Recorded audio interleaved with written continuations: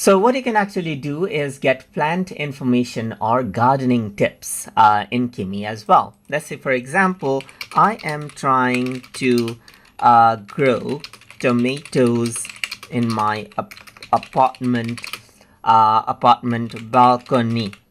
So what should I do, and how long it will take? So you can be very specific right here, as you can see. So let's say I want to grow tomatoes, let's say, for example. Then you can simply go ahead and ask this out right here, and then it'll search for the contents right here, as you can see, online, and then we'll simply give you the information. Like, let's say, for example, it now says, to grow tomatoes on your apartment balcony, follow these steps. Choose the right variety of 4 compact or dwarf varieties that are suitable for container gardening.